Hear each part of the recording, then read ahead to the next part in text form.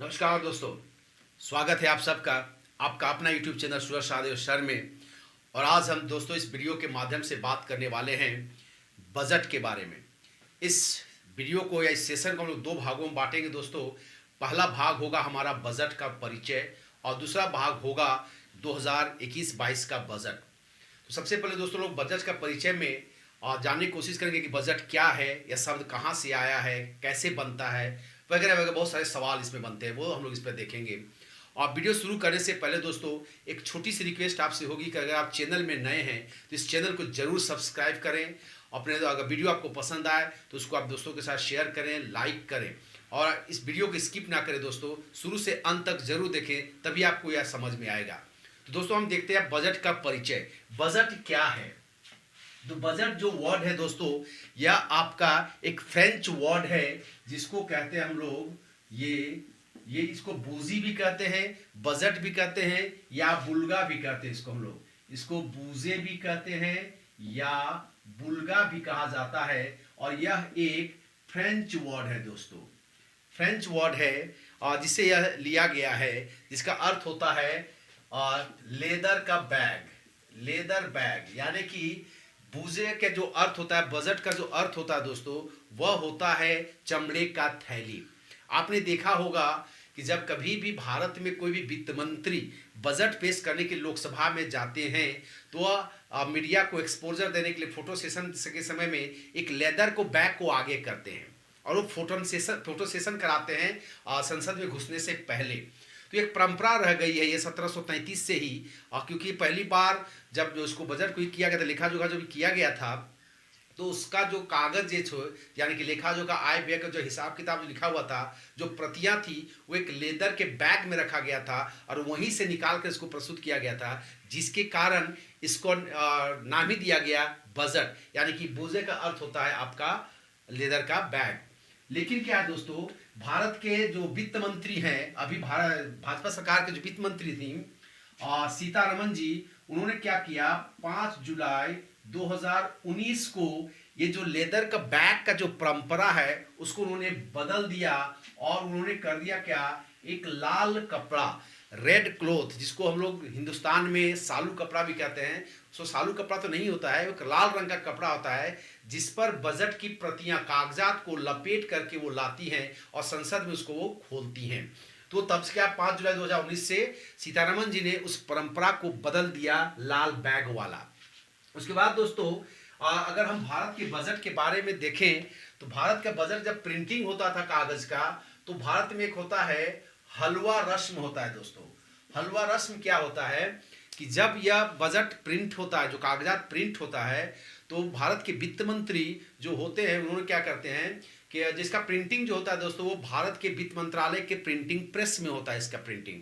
तो जब वो प्रिंटिंग के लिए जाता है तो प्रिंटिंग से पहले कर्मचारियों को, प्रिंटिंग करने वाले कर्मचारियों को वित्त मंत्री और हलवा खिलाकर मुंह मीठा करती है और तब जाकर इनका प्रिंटिंग होता है। लेकिन इस बार भारत में यह हलवा रस्म भी नहीं मनाया गया। क्यों? क्योंकि इस बार का जो बजट की जो प्रतियां हैं वो कागज में हार्ड कॉपी में नहीं लाया गया था, उसको प्रिंट नहीं किया गया था, बल्कि उसको एक यूनियन बजट नामक ऐप बना दिया गया है और उसी ऐप में डाल दिया गया है। अगर किसी भी व्यक्ति को उसको देखना है तो यूनियन बजट 2021-22 कीजिएगा और उसको एक डाउनलोड कर लीजिए ऐप को, फिर वहां पर उसको देख सकते हैं। तो इस बार वो हलवा का रस्म भी नहीं प्रस्तुत किया गया दोस्तों। दूसरी बात दोस्तों, अगर आप देखेंगे कि भारत में पहला बजट कब पेश किया गया था, तो भारत में जो पहला बजट था दोस्तों, वह पेश किया गया था 18 फरवरी 1860 को।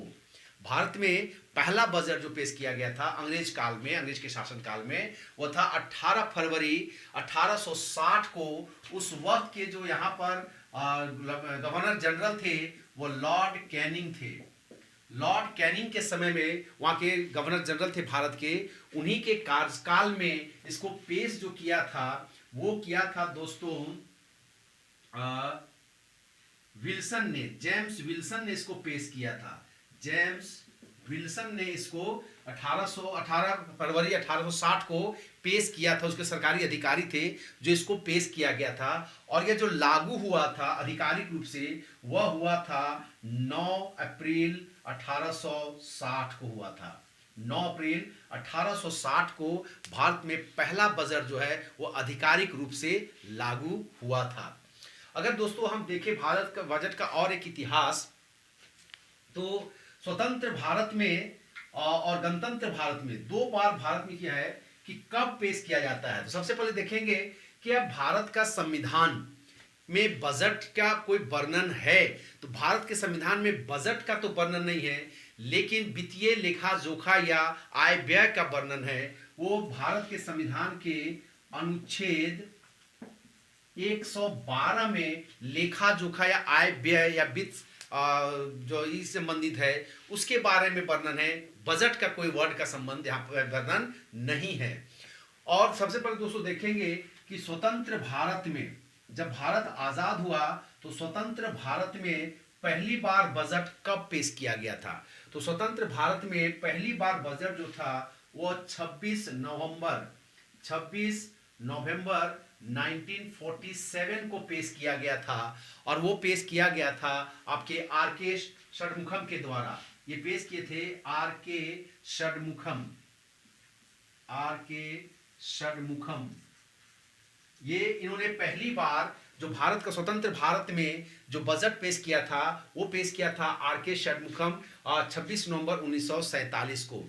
फिर इसे एक प्रश्न बनता है दोस्तों कि गणतंत्र भारत में बजट पेश कब किया गया था। तो गणतंत्र भारत में जो बजट पेश किया गया था दोस्तों वह पेश किया गया था 28 फरवरी 1950 को पेश किया गया था। और यह पेश किया गया था जेम्स मथाई के द्वारा, जॉन मथाई, सॉरी, ये पेश किया गया था जॉन मथाई। जो स्वतंत्र गणतंत्र भारत का, जब भारत गणतंत्र कब हुआ 1950 को। तो जब भारत गणतंत्र हुआ था उसके बाद पहली बजट जो था वो 28 फरवरी 1950 को जॉन मथाई ने प्रस्तुत किया था। यह प्रश्न बनता है दोस्तों बजट के से। उसके बाद दोस्तों अगर हम देखें कि भारत में सबसे बनता है, वो प्रश्न बनता है क्या कि भारत में सबसे ज्यादा बार बजट किसने पेश किया है। तो भारत में सबसे ज्यादा बार बजट जो है दोस्तों वो है मोरारजी देसाई ने पेश किया था। वो 10 बार पेश कर चुके हैं। भारत में सबसे ज्यादा बार बजट जो पेश किया है वो मोरारजी देसाई ने पेश किया है, वो 10 बार पेश कर चुके हैं। उसके बाद और एक प्रश्न इसमें से पूछता है दोस्तों कि भारत की पहली महिला जो बजट पेश की थी कौन थी। तो नाम आता है इंदिरा गांधी का नाम आता है दोस्तों। वो प्रधानमंत्री थी और वित्त मंत्री भी थी, और वित्त मंत्री होने के नाते वह पेश की थी। हालांकि यह पूर्णकालिक वित्त मंत्री नहीं थी। अगर पूर्णकालिक पूछा जाता है, पूर्णकालिक पहली महिला अगर क्वेश्चन पूछा जाए कि पूर्णकालिक पहली महिला किसने पेश किया था, तो सीतारमन जी का नाम आता है। जो सीतारमन जी जो पूर्णकालिक वित्त मंत्री है, पहली महिला है जो पहली बार मैंने पेश की थी और बजट पेश की थी। और यह राज्यसभा की सदस्य है दोस्तों, याद रखिएगा। यह क्या सदस्य है, यह राज्यसभा की सदस्य है और वो वित्त मंत्री है। फिर इसमें प्रश्न और एक दो बनता है दोस्तों, वह बनता है कि कौन से पीएम, कितनी पीएम मान भारत के प्रधानमंत्री कितने बार बजट पेश किए हैं। तो भारत के 3 प्रधानमंत्री हैं जो 3 बार बजट पेश किए हैं। तीनों प्रधानमंत्री वो आता है नेहरू जी, तीनों ही गांधी परिवार के हैं, नेहरू जी, फिर इंदिरा गांधी और राजीव गांधी। इन तीनों ने ही प्रधानमंत्री रहते हुए बजट पेश किया था। इसे एक प्रश्न बनता है दोस्तों कि भारत के कौन से प्रधानमंत्री ऐसे थे जिन्होंने बजट पेश किया था। तो जवाहरलाल नेहरू जी, पंडित जवाहरलाल नेहरू जी थी, श्रीमती इंदिरा गांधी जी थी और राजीव गांधी जी थे। ये प्रधानमंत्री होते हुए भी बजट पेश किए जा रहे, वित्त मंत्री भी थे ये। उसके बाद दोस्तों इसे और एक प्रश्न बनता है, वो प्रश्न बनता है क्या कि कौन से ऐसा वित्त मंत्री था जो बाद में राष्ट्रपति बना। प्रधानमंत्री जो वित्त मंत्री जो था, कौन सा वित्त मंत्री जो प्रेसिडेंट बना। तो उसमें नाम दोस्तों आता है आपका एक तो आता है प्रणब मुखर्जी का नाम आता है, प्रणब मुखर्जी का जो राष्ट्रपति बने थे। और एक आता है आर वेंकट रमन। आर वेंकट रमन का नाम आता है दोस्तों यहाँ पर, आर वेंकट रमन। ये जो थे वित्त मंत्री होते होने के बाद या बाद में देश के राष्ट्रपति बने थे दोस्तों। इसे और एक प्रश्न बनता है दोस्तों, वो प्रश्न बनता है क्या कि भारत के कौन से वित्त मंत्री थे जो बाद में आगे चल करके भारत के प्रधानमंत्री बने थे। यानी कि वित्त मंत्री जो था वो बाद में पीएम बना। तो वो आते हैं, पहला नाम आता है दोस्तों मोरारजी देसाई का नाम आता है, मोरारजी देसाई। ये आगे चल करके वित्त मंत्री से तो 10 बार बजट पेश किए थे, आगे चलकर ये प्रधानमंत्री बने थे। उसके बाद होता है दोस्तों चौधरी चरण सिंह का नाम आता है, चौधरी चरण सिंह का नाम आता है। और तीसरा नाम आता है दोस्तों वीपी सिंह का नाम आता है, ये वीपी सिंह का नाम आता है, विश्वनाथ प्रताप सिंह का नाम आता है। और चौथा आता है डॉक्टर मनमोहन सिंह, डॉक्टर मनमोहन सिंह। ये 4 ऐसे वित्त मंत्री थे जो आगे चलकर देश के प्रधानमंत्री बने थे। इनमें से ये सब वित्त मंत्री जो थे ये आर्थिक के रूप में जाने जाते थे, लेकिन चौधरी चरण सिंह जो थे ये पहले ऐसे वित्त मंत्री थे जो कृषि के या किसान के रूप में जाने जाते थे। ये विशुद्ध किसान परिवार से आते थे चौधरी चरण सिंह जी। उसके बाद दोस्तों इसमें जो और प्रश्न बनता है वो है, उसके बाद दोस्तों इसमें जो और एक प्रश्न बनता है कि भारत का बजट तैयार कौन करता है। तो भारत का बजट जो है दोस्तों 3 एजेंसी मिल करके तैयार करती है भारत का बजट। पहला होता है वित्त मंत्रालय। वित्त मंत्रालय क्या है, बजट तैयार करता है। दूसरा होता है भारत की केंद्र सरकार के सभी प्रशासनिक मंत्रालय, सभी प्रशासनिक मंत्रालय, सभी प्रशासनिक मंत्रालय, यानी कि केंद्र सरकार में जितने भी मंत्रालय हैं, चाहे कृषि है, शिक्षा विभाग है, जो भी विभाग है, उसके प्रशासनिक मंत्रालय से मिलकर के इसका बजट किया जाता है। और तीसरा होता है दोस्तों नीति आयोग। नीति आयोग, ये तीनों एजेंसी मिलकर, नीति आयोग क्या होता है, राज्य के अन्य नीति आयोग वालों से बात करते हैं, उसके बाद इसकी बजट की एक रूपरेखा तैयार की जाती है।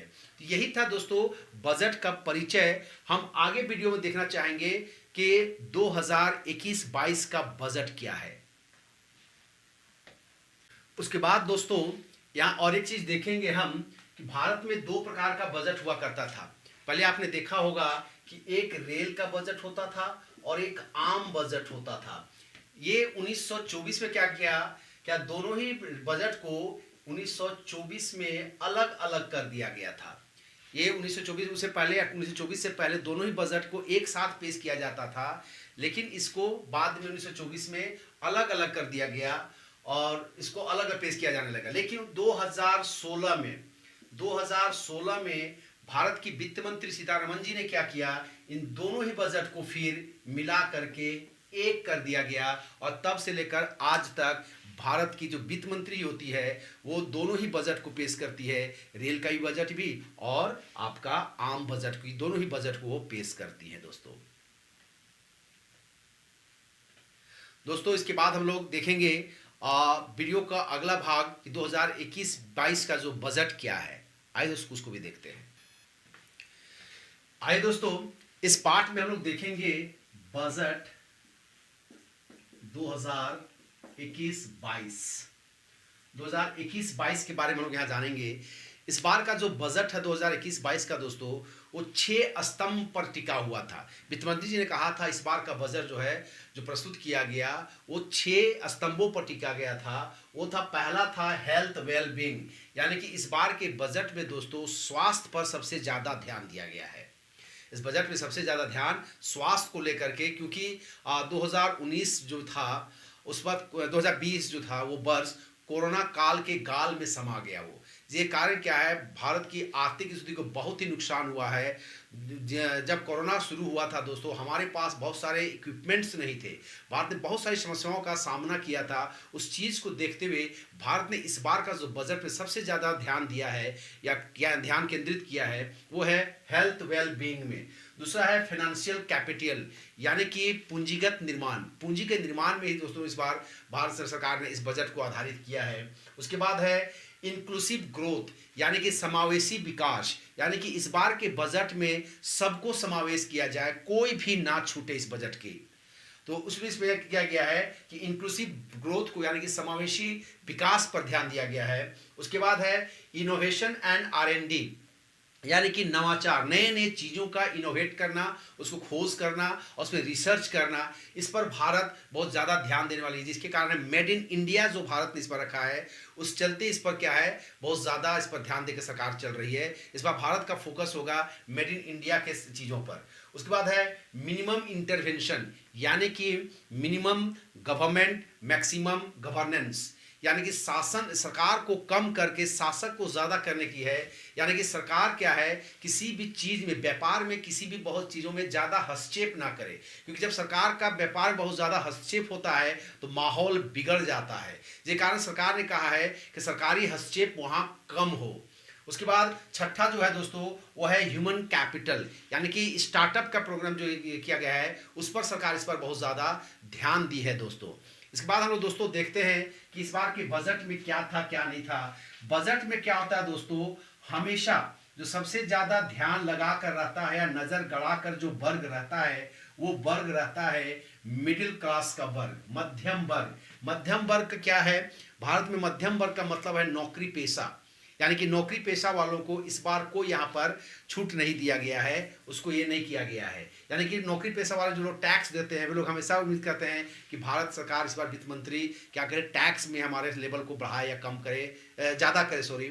अभी तक 5 लाख रुपए का तो टैक्स लेवल से छूट है, उसको इस बार बढ़ाने जाने की सबको उम्मीद थी, लेकिन कोरोना काल के कारण जो घाटा भारत सरकार को आर्थिक क्षति हुई है, उस क्षति को देखते हुए भारत सरकार ने इस बार उस पर कोई किसी प्रकार का ना उसको बढ़ाया है ना घटाया है, उसको छुआ ही नहीं है दोस्तों। तो सबसे पहले अगर हम दोस्तों उसको देखें तो कर से संबंधित, यानी कि टैक्स से संबंधित चीज अगर देखें दोस्तों हम, तो सबसे पहले सरकार ने क्या किया है, इस बार का जो टैक्स में, इनकम टैक्स में कोई बदलाव नहीं किया है। इनकम टैक्स में कोई बदलाव नहीं है, यानी कि जो इनकम टैक्स हुआ करता था वही इनकम टैक्स इस बार भी रहेगा।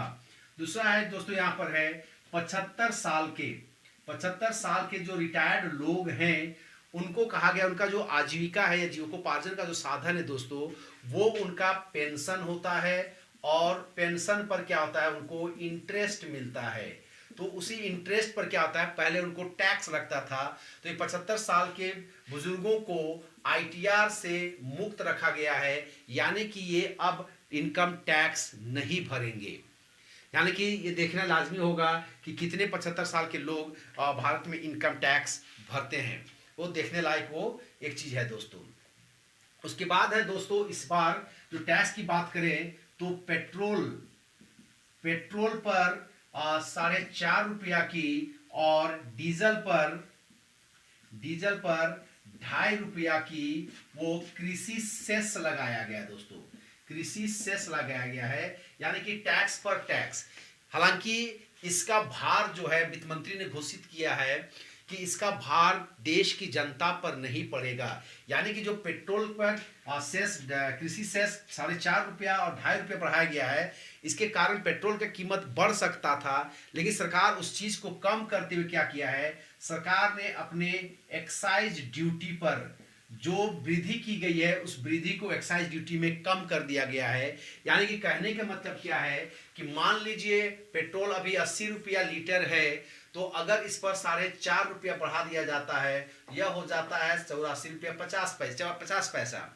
लेकिन एक्साइज ड्यूटी अगर पेट्रोल में कम कर दिया जाए 4.5 रुपया, यानी कि इस पर 4.5 रुपया घटा दिया जाता है, तो पुनः पेट्रोल का जो कीमत होता है वो 80 रुपया हो जाता है। यानी कि इससे आम जनता को ना फायदा हुआ ना नुकसान हुआ, पेट्रोल की कीमत जो है वैसी ही रह जाएगा, उसका भार जनता पर नहीं पड़ने वाला है दोस्तों। उसके बाद दोस्तों कहा गया है, टैक्स में कहा गया है कि स्टार्टअप के लिए जो लोग शुरू करने वाले, बिजनेस शुरू करने वाले हैं, उनके लिए 31 मार्च 2022 तक कोई टैक्स नहीं लगेगा। 31 मार्च 2022 तक स्टार्टअप करने वाले लोगों के ऊपर में किसी प्रकार का भी टैक्स नहीं लगाया जाएगा। यही है दोस्तों कर से संबंधित जो बिंदु है जिसको हमको जानना चाहिए था वो है। उसके बाद हम लोग दोस्तों अगला बिंदु को देखते हैं। अगर दोस्तों हम स्वास्थ्य के क्षेत्र में देखें तो इस बार स्वास्थ्य के क्षेत्र में भारत सरकार ने 2.23 लाख करोड़ यानी कि 2,23,000 करोड़ रुपया मेडिकल क्षेत्र में देने का वादा किया है। इस बार भारत सरकार स्वास्थ्य के क्षेत्र में 2.23 लाख करोड़ रुपया खर्च करेगी, जो पिछले बार जो 94,000 करोड़ रुपया खर्च की गई थी, इस बार वह 137% ज्यादा है। पिछले बार की तुलना में इस बार का जो स्वास्थ्य बजट है वो 137% ज्यादा है। ये प्रश्न पूछ सकता है कि कितना प्रतिशत, तो 137% दोस्तों। उसके बाद दोस्तों देखेंगे तो आत्मनिर्भर भारत वो 64,180 करोड़ 64,180 करोड़ रुपया जो है वह आत्मनिर्भर स्वस्थ भारत के लिए, आयुष्मान भारत जो हम लोग जानते थे उसमें गरीबों को इलाज के लिए मोदी सरकार ने 5 लाख तक की उनकी सहायता करती थी। इस बार हाँ की उम्मीद था कि मोदी सरकार इस पर कुछ वृद्धि करेगी, लेकिन चूंकि कोरोना काल में देखते हुए दोस्तों इस बार भारत की आर्थिक स्थिति बहुत ही डावाडोल थी, इसको उतना ही रखा गया है, 64,180 करोड़ रुपया रखा गया है। ये आत्मनिर्भर भारत के लिए है। उसके बाद दोस्तों अगर हम देखें तो 35,000 करोड़ रुपया का व्यवस्था कोरोना से के लिए किया गया है। कोरोना जो ये है उससे लड़ने के लिए इस बार किया गया 35,000 करोड़ का उस पर व्यवस्था किया गया है दोस्तों। और इस बार सरकार ने 75,000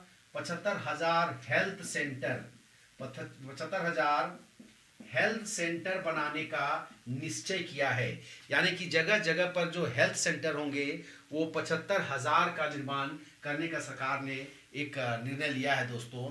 तो ये है दोस्तों आपका स्वास्थ्य के क्षेत्र में। उसके बाद दोस्तों भारत का ये था है निर्माण था भारत पोषण जो है वह 2.0 यह भी इस बार लागू होगा। भारत ने मोदी सरकार ने पिछले कई बार देखे हैं कि मिड डे के रूप में इसको भारत पोषण के रूप में इस कार्यक्रम शुरू की थी। उस कार्यक्रम को भी इस बार भी मोदी सरकार स्वास्थ्य क्षेत्र में उसको लागू रहने देगी।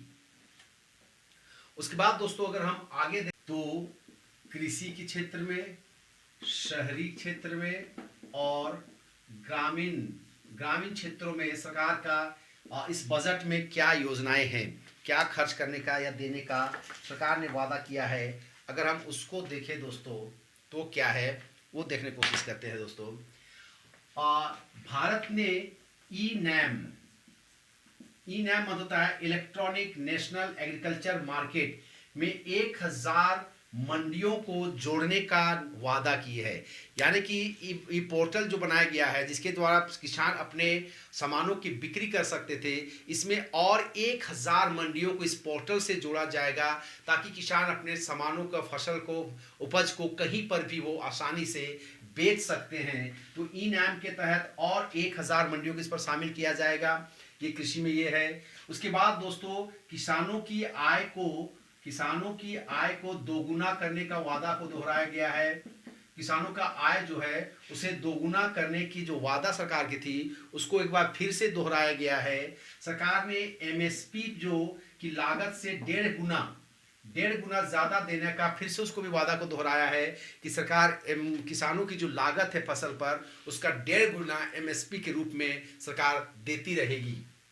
इसको सरकार ने फिर से एक बार घोषणा किया है। सरकार ने शहरों में जल मिशन योजना को शुरुआत करने का भी यहाँ पर घोषणा की है कि सरकार शहरी लोगों को पेयजल की सुविधा देने के लिए एक योजना यहाँ पर उसको शुरू करेगी दोस्तों। इस पर सरकार ने एक घोषणा, वित्त मंत्री जी ने इस पर घोषणा किया है। उसके बाद दोस्तों अगर हम देखें इस पर मोटा में और तो उज्ज्वला योजना के तहत पिछले बार भारत सरकार ने 8 करोड़ महिलाओं को गैस कनेक्शन दिया था, एलपीजी गैस का कनेक्शन दिया था। इस बार मोदी सरकार ने और 1 करोड़ महिलाओं को जोड़ने का वादा को दोहराया है। यानी इस बार और 1 करोड़ लोगों को गैस कनेक्शन मुफ्त में दिया जाएगा। तो यही था दोस्तों कृषि से संबंधित, और कोई विशेष बहुत ज़्यादा है। उसके बाद कुछ कुछ सामानों का दाम बढ़ाया गया, जैसे मोबाइल का दाम बढ़ाया गया, चार्जर का दाम बढ़ाया गया है। यानी कि इन चीज़ों का जो दाम बढ़ाया गया दोस्तों, तो कहीं ना कहीं मोदी सरकार चाहती है कि मेड इन इंडिया पर जोर पड़े। अगर हम अपना मोबाइल या मोबाइल का इक्विपमेंट हो, चाहे उसका पार्ट्स हो, चाहे चार्जर हो, जो आज से पहले हम बाहर से मंगाते थे, विशेषकर चाइना और कोरिया की तरफ से वो आया करता था, मोदी सरकार ने उस चीज़ को रोकने के लिए मोबाइल का दाम को बढ़ाया है, ताकि भारत के जो लोग हैं, जब मोबाइल के दाम में जब टैक्स ज़्यादा लगेगा उस पर, तो टैक्स लगने के कारण मोबाइल कीमत ज़्यादा हो जाएगा, चार्जर ज़्यादा हो जाएगा, और भारत में जो चार्जर बनेगा, भारत में जो मोबाइल बनेगा, उस मोबाइल और उस चार्जर की तुलना में सस्ता होगा। तो भारत के लोग सस्ता सामान की देख करके भारत के सामान खरीदेंगे, और इससे कहीं ना कहीं भारत आत्मनिर्भर बनेगा। भारत ने जो स्टार्टअप के तहत जो योजना बना के चल रही है, जो लोग यहाँ पर नए नए इन्वेस्टमेंट करके सामने आ रहे हैं, उनको फायदा होगा। इस लक्ष्य को पूरा करने के लिए भारत सरकार ने मोबाइल और मोबाइल संबंधित जो भी सामान है, इलेक्ट्रॉनिक सामान है, इस पर पार्ट्स में जो दाम बढ़ाए हैं, उसका यही कारण है दोस्तों। मैं उम्मीद करता हूं दोस्तों, यह बजट का जो ये सेशन है आपको अच्छा लगा होगा। अगर ये बजट वीडियो आपको अच्छा लगा दोस्तों, तो रिक्वेस्ट होगा कि अपने दोस्तों के साथ इसको शेयर करें, लाइक करें, और वीडियो को देखते रहें। तब तक के लिए दोस्तों धन्यवाद। जय हिंद।